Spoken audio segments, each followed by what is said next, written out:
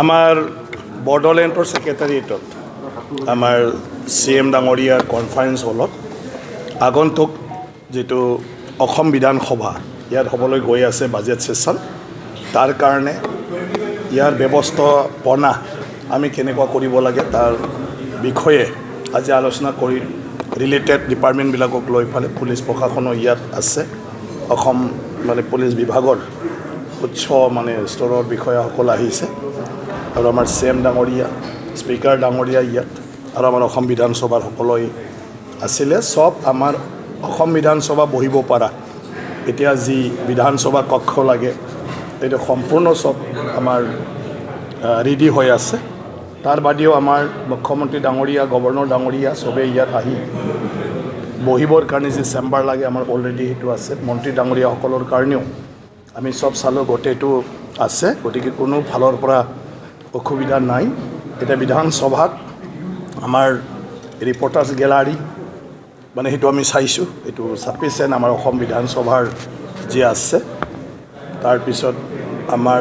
visitors gallery সেইটো আমি চাইছোঁ কম বেছি পৰিমাণ হ'লেও যেহেতু আমাৰ নিয়মটো আধা ঘণ্টা বিধানসভা চোৱাৰ পিছত সবে কি কয় চিটটো এৰি দিব লাগে সেই হিচাপে বহুখিনিক আমি বিধানসভা চাবলৈ দিব পাৰোঁ তাৰ বাদেও ইয়াত আহা মানুহখিনিয়ে বিধানসভা চলি থকাটো চাই থাকিবলৈ বিভিন্ন ব্যৱস্থা থাকিব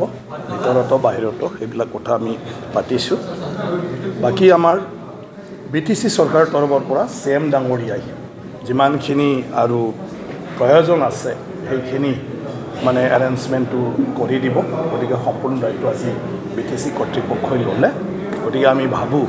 যে 17 ফেব্ৰুৱাৰীত হ'বলগীয়া যেটো বাজেট সেশনৰ প্ৰথম দিন আৰু গভৰ্ণৰে সেইদিনা ভাষণ ৰাখিব বিধানসভাত গতিকে সেইদিনাৰ যেটো সেশন ভালে হৈ যাব সেইদিনা আৰু এটা টপিকৰ ওপৰত ডিবেট হ'ব আৰু ডিবেটৰ বিষয়টো অলৰেডি আমি ডিসাইড কৰিছোঁ যে শেডিউল এৰিয়াৰ উন্নয়নৰ বিষয়ৰ ওপৰতে চৰকাৰৰ পৰা কেনেকুৱা ছাপৰ্ট দিব পাৰে কেনেকুৱা ব্যৱস্থা কৰিব লাগে সেইবোৰৰ ওপৰত বিধায়কসকলে তেওঁলোকৰ মতবিলাক দাঙি ধৰিব আৰু এই হিচাপে চৰকাৰক আমি দৃষ্টিগোচৰ কৰোঁ তেওঁলোকক